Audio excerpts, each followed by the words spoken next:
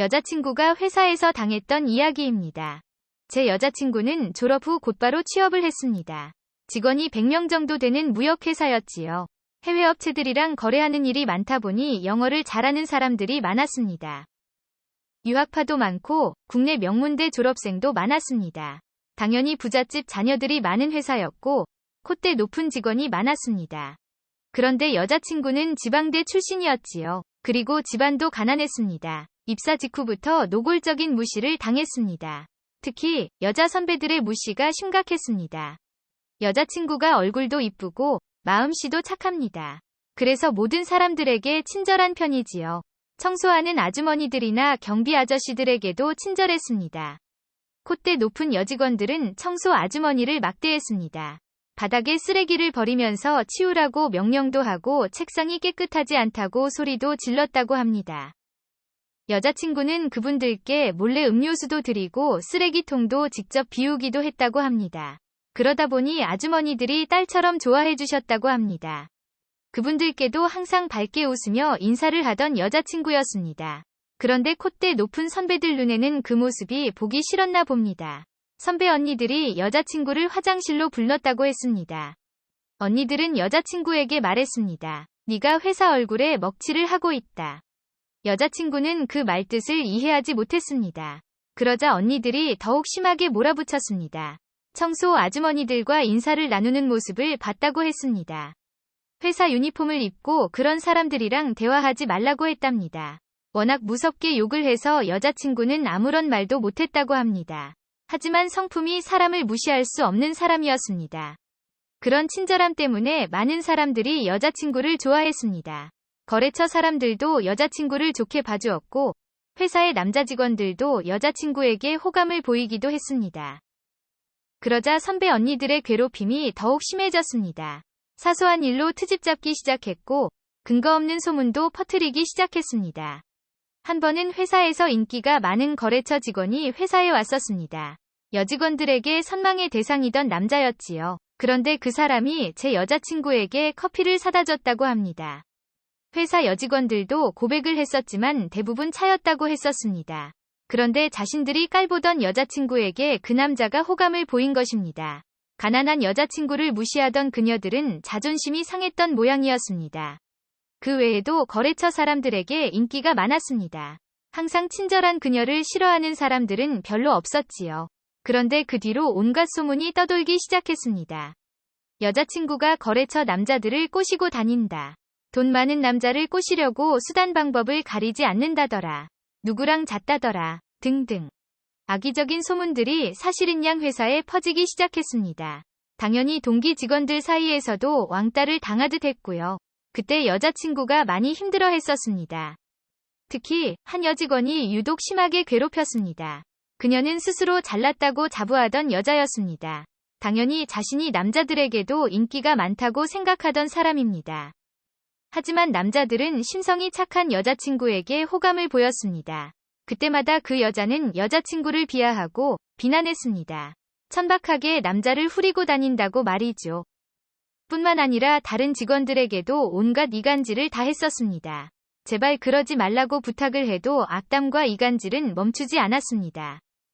하지만 여자친구를 지켜봐온 사람들이 힘이 되어주었습니다. 회사 임원들, 남자 직원들이 주로 여자친구의 편이 되어주었습니다. 그런데 그럴수록 여직원들의 괴롭힘은 더욱 심해져 갔습니다. 여자친구는 그때가 가장 힘들었다고 했습니다. 거의 매일 화장실로 불려가 혼이 났다고 합니다. 이유는 가지가지입니다. 그 흔한 명품백 하나 없다고 수준 낮다고 구박을 하고 남자 직원들과 인사했다고 남자 꼬시러 왔냐고도 했습니다. 가난도 죄악이었습니다. 화장을 하면 천박하다고 욕을 들었고 화장을 안 하면 예의가 없다고 욕을 들었습니다. 술자리에서 술을 마시면 술집 여자 같다고 하고 술을 안 마시면 도도한 척 한다고 욕을 했습니다. 여자친구는 정신적으로 많이 힘겨운 상황이었고 회사를 그만두어야 하나 생각을 했다고 합니다. 그런데 그 무렵 일이 벌어졌습니다. 해외로 오가는 서류에 금액이 잘못 기입된 사실이 발견된 것입니다. 숫자를 잘못 넣은 덕분에 수십억 원의 손실이 발생할 상황이었습니다. 정정 신청을 한다고 해도 수억 원의 페널티를 물게 된 상황이었지요. 서류의 오류가 누구의 잘못인지를 확인했고 여자친구네 회사의 실수로 판명이 났습니다. 최소 수억 원의 손실이 불가피한 상황이었습니다. 당연히 그 서류에 담당했던 영업지원부가 발칵 뒤집어졌습니다. 영업지원부는 대부분이 여직원들로 구성되어 있었고 여자친구도 영업지원부였습니다. 임원회의에서 돌아온 부장님이 과장과 대리들을 소집했습니다. 그리고 진상조사를 시작했습니다. 여자친구는 해당 거래처의 담당자가 아니었습니다. 그래서 별다른 걱정을 하지는 않았다고 합니다. 그런데 이틀 뒤 담당 부장이 여자친구를 불렀다고 합니다.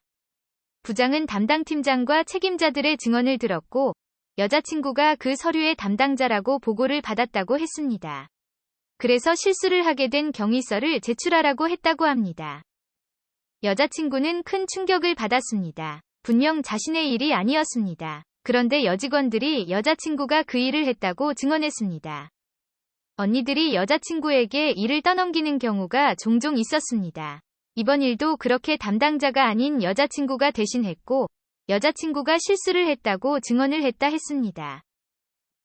같은 부서이기에 업무를 서로 돕는 경우가 없지는 않았습니다.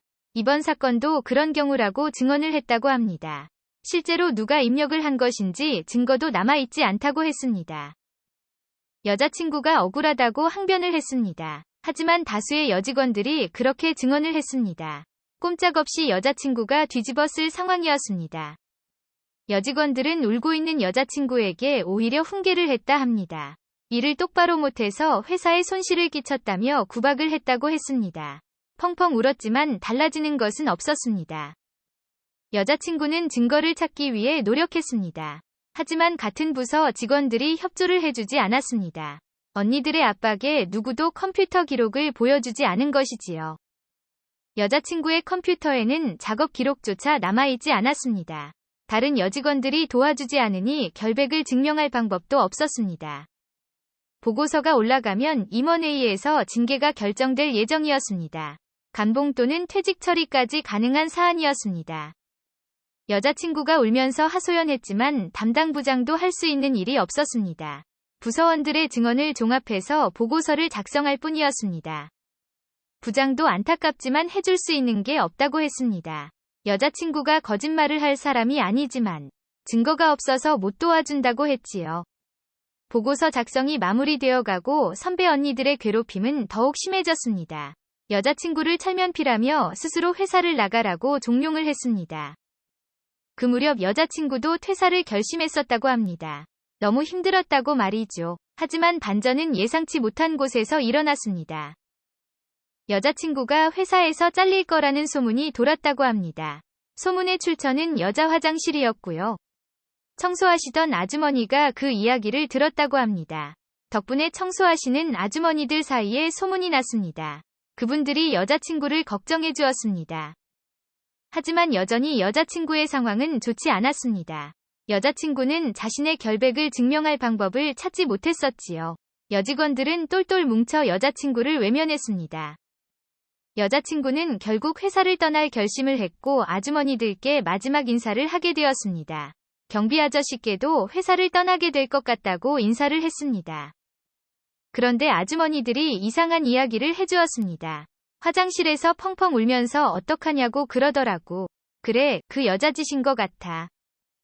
사건이 터진 날 화장실을 청소하시던 아주머니였습니다. 누군가 자기가 큰 사고를 쳤다고 했다고 합니다. 소개팅이 있는데 야근을 하게 되었고 급한 마음에 실수를 한 것 같다는 이야기였습니다. 청소 아주머니, 경비 아저씨들이 함께 해주었습니다. 아가씨 그날 어머니 아파서 칼퇴근하지 않았어? 야근이 잦았던 여자친구였지만 가끔 일찍 퇴근하기도 했었습니다. 그리고 경비 아저씨가 그 일을 기억하고 있었습니다. 평소에도 제 여자친구를 아껴주시던 분들이었습니다. 그분들은 여자친구와 관련된 일들을 기억해 주셨던 것입니다. 그리고 그 작은 관심들이 큰 도움이 되었습니다. 그제야 여자친구는 문제의 그 서류를 다시 확인해 보았습니다. 입력된 시간은 퇴근 시간이 조금 지난 오후 6시 10분이었습니다. 여자친구는 그대로 부장님을 찾아갔습니다. 하지만 시간이 조금 애매했습니다. 여자친구가 퇴근한 시간과 큰 차이가 없었습니다. 그때 예상치 못한 도움이 있었습니다. 경비 아저씨가 급히 사무실로 찾아오신 것이었습니다. 아저씨는 직접 그날의 영상을 유튜브에 담아서 가져온 것이었습니다. 영상에는 여자친구가 회사를 나가는 모습이 있었습니다. 시간은 6시 5분이었습니다. 여자친구가 서류를 입력하지 않았다는 확실한 증거였습니다. 이후 회사에서는 다시 진상조사를 시작했고 청소 아주머니들의 증언도 추가가 되었습니다. 거짓 증언을 했던 선배 언니들도 임원들에게 불려갔습니다. 단순 실수로 처리되면 징계를 받고 끝날 문제였습니다. 하지만 고의로 거짓말을 해서 업무에 지장을 준 것이 문제였습니다. 결국 선배 언니들의 거짓이 들통이 났지요. 범인은 여자친구를 유독 괴롭히던 그 여직원이었습니다. 소개팅 때문에 서두르다 실수를 한 것이었지요. 그리고 만만하게 생각하던 여자친구에게 누명을 씌운 것이죠. 여자친구를 무시하고 깔보던 몇몇 여직원들의 합작품이었습니다. 그 사실이 모두 들통이 났고 사람들은 경악했습니다. 이를 주도한 그 여직원은 결국 사표를 쓰게 되었습니다. 그녀와 함께 여자친구를 몰아내려 했던 그 언니들도 징계를 받았습니다. 그리고 그녀들의 갑질이 회사 전체에 알려졌습니다. 그제야 다른 직원들은 여자친구를 위로했습니다. 사표를 쓴 그 여직원은 하청업체를 전전한다는 소식을 들었습니다. 하지만 그곳에서도 오래 버티지 못하더군요.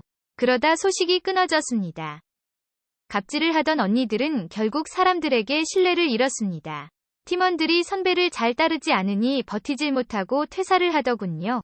그녀들이 나간 자리에는 여자친구가 올라갔습니다. 원래부터 후배들을 존중하며 친절히 대하던 여자친구였습니다. 후배들도 그런 여자친구를 좋아하며 잘 따르더군요. 당연히 임원들도 그런 여자친구의 리더십을 인정해 주었습니다.